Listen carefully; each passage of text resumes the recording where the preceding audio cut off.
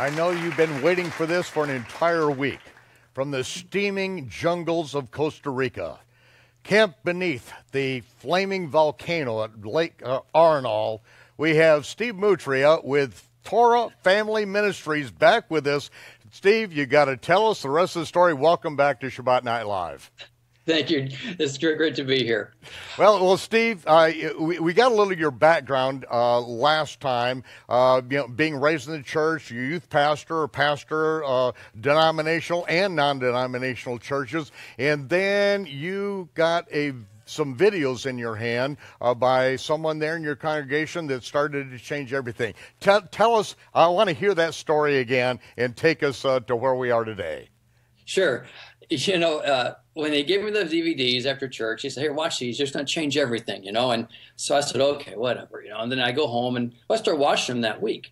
And sure enough, and these videos were concerning Torah, saying that the law is still valid for today. That's what it was all about. As I was watching, I'm going, wait a second. The law's been done away with. Yeshua nailed to the cross. All this stuff was flooding my mind saying, this can't be right.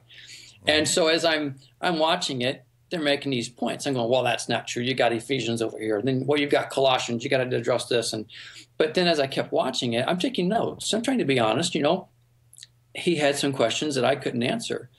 I'm going, wait a second here. This isn't making sense. So, well, then the ensuing weeks, I was just going back and forth. And I'm a kind of guy, I'd see the wrong or it's right, and I was really going through tons of frustration. I just see black and white is all I see. And my wife knew I was going through frustrations. And she was praying for me, and she was going through hard times too, because she had seen some persecution come to other people regarding the same situation, and she didn't want us to receive persecution because we're now following the law. Right. You got a family. You're not really welcoming persecution at that time. You're trying to establish yourself in life as a young couple. Exactly. And so, well, going back to and forth at work, I was going through tons of frustration. One night, I finally came home from work, and my wife knew I was upset because of the frustrations. And I said, Angie, I'm going to the bedroom. I don't want the children, messing with me. Just leave them, keep them in the living room. Mm-hmm. I walked into my bedroom, closed the door, threw my Bible on the bed, and said, that's it, God, I give. I don't even know who you are anymore. If this is right, then how is this right? And if this is right, well, then how is this right? And tons of frustrations. And I wrong or right, my attitude was simply I was just mad at God because I feel like I had been deceived and I've been deceiving. Yeah, if this is all true, how so many pastors go through that, Steve, and I'm relating. I think there are thousands of pastors relating with you right now as you tell this story. Well, and you love God. It's not like you were deceiving on purpose. Of course you weren't, But at this point in time, it's like you see the Father bringing the truth to you. What are you going to do with it now? And I was at that point, I said, God, I'm not talking to you until you can make this clear because I don't know what about it. And that was my attitude, and wrong or right. Well, it was the next morning going to work. I was on Highway 55, just got off 111. I knew exactly where it's at to this day. It was like something just clicked inside my mind, and I knew. It's like it all made sense. I go, well, if that means this, then that means this. And I got excited. And then that means this, well, then that means that. And that whole day was like, I felt like I was born again because it all made sense. I could answer questions now that I couldn't answer before. And it was and I came home from work that day. I said, Angie, this is it. This is it. And she goes, what?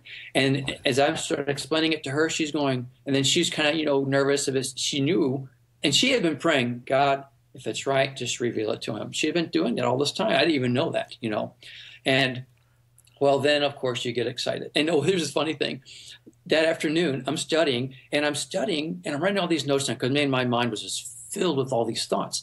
And I remember writing the note down. I feel like Josiah cleaning out the temple. And as I'm writing that note down, I'm thinking, why am I writing this down? It doesn't make any sense. Well, the following Sunday, I'm going to church, okay? I got all this inside of me, not telling anybody just yet, Well, excuse me, the Sunday school teacher, he opens up, says, okay, let's all turn to Second Chronicle or whatever. I forgot what book it is now. And we'll come to find out it was the story of Josiah cleaning out the temple. And when he did that, I felt the Father tell me, that was a confirmation for you. Now, and what did Josiah find? The book of the law. That's right. He found the Torah. It was buried. It was lost under tons of religious material. Yes, Under the dust of religion, he finds the Torah and he weeps, he cries because they found the truth. And then they have a Passover like has never been done in Israel and probably hasn't been done since the days amen. of Yeshua. Amen. You nailed it. And it's so cool because that afternoon I directed all the video at our church. I'm in the back of the church, basically critiquing all my camera operators, making sure they're doing good. Well, when I'm doing that, I'm watching the TVs only, the big screens. Well, our pastor at that time, he looked right at the TVs, the camera, which he never did, mind you. And he said to the congregation, mind you, but to the TV, okay, he says, I'm telling you, I am is talking to you. Now remember, I'm looking at the screens only, critiquing my camera operators. I'm not looking at the stage or anything else. And so he was talking right to me, saying, I am is talking to you. I had so many confirmations that morning. It was crazy. The Father was speaking to me. And so long story short. Wait, don't make a long story short. No, this is too good because, people need to understand this moment of revelation that came to you. As you say, you know where you were on that highway. And every time the Almighty interrupts our life and gives a revelation, it is that profound. When I hear people saying, oh, the Lord told me this, the Lord told me that, it's like, the Lord asked me, told me whether to have jelly on my peanut butter sandwich. It's like, I don't even listen. I step back. I don't want to get hit by any stray lightning bolts, okay? The Almighty is not chatting it up all the time. It's mostly your imagination, but when he speaks, it is a life-changing thing, and here you are hearing it from a pastor whose life was changed in that moment of time. The rivers came together, the understanding, and I'd like to say this, as you said, it's black or white. You're trying to justify these things. See, a lot of times we hold a position, but another verse, another reality in the Scripture, another truth will show that there's a fatal error here. They don't match up. And this is the problem you're having. We were all school. We went to theological seminary. We know the denominational line, but we see that, wait, there's something missing. Something doesn't fit. There's a fatal error in our concept, and the Almighty put it together for you in a moment of time, and that puts your feet on a different path. Yeah, amen. And pride is the biggest thing I think we have to overcome, is to admit that we were wrong. That we even thought we were wrong, And that's something I think I had to overcome. And that was something I think was my next phase, is that whenever I started growing in this, well, long story on this is that I made a website and just a little bitty thing about a Bible study and all my new findings. And so I was excited to share with some people. And this is where Yahweh took me back a few. And though I wouldn't have thought that I was prideful, I think I liked hearing the praise of man, okay, because I was a leader of this, I was a leader of that, I'm over all the video. I held lots of positions in this big church of 1,500 plus now, and so everybody knew my name for the most part. And I think that was a pride issue that the Father says, I got to knock this out of you.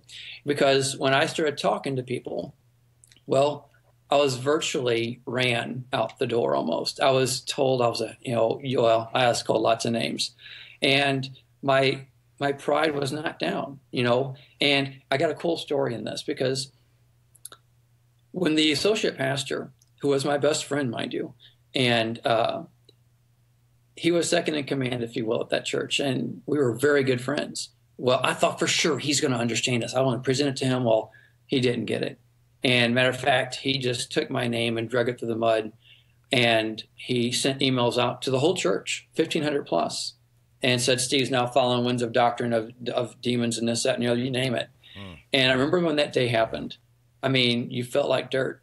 And you think, man, God, did I do the wrong thing? Should I have done it a different direction or whatever? But at the same time, I go, no, I know I did what I was supposed to do and telling people.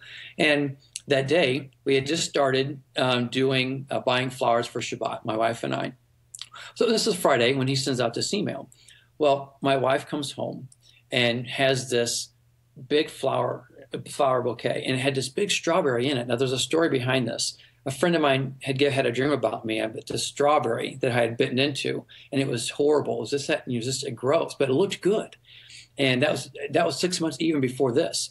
Excuse me. And so when I see this big bouquet of flowers, and it has this fake strawberry in the middle of it, I go, Angie, look at the flowers. And she goes, what? I go, the flowers. She goes, what? You know, it's like, I go, the strawberry. She goes, oh. And she remembered this dream that these people had about us, about the strawberry that turned on us. And all of a sudden, she brings this flower home with this strawberry. The same day, my best friend drags my name through the mud to the whole church. And it was like, you know, the Father confirms. And all I can tell you is the more I have learned and studied and growing in this, the more I've just seen how the Father's word is truly eternal. All of it is eternal. Nothing is done away with. Oh, that is beautiful, Steve. This is your story. I've got to have you back because we need to find out where this is taking you at this point. Because you know this is the reality that people are going through all over the world. They're being awakened by the Almighty. Then, Amen. As they open their mouth and they begin speaking, it's like everyone tells them that they're insane, they're crazy. They do everything to put them down, and yet the Almighty keeps on telling us that, no, you're in the right place. You are doing what I'm asking you to do, and you are, you know, you want to be accepted. You want to have friends. You want your children to grow up with people that you respect, that you love, that you've been going to church with your whole life. But the Almighty says, no, I'm calling you out for a higher purpose. I'm calling you out for me, not for them. I'm calling you for me. Steve, can you come back? Come back. Okay. Well, ladies and gentlemen, we're going to have Steve back with us. We're going to go back to the steaming jungles of Costa Rica. Join us again because I want to hear the rest of this story and how it brings us to Torah Family Ministries right there and underneath the smoking volcano at Lake Arnall. But right now, we have a message for our sponsors. You are our only sponsors. If you don't stand with us, it doesn't get done. Thank you.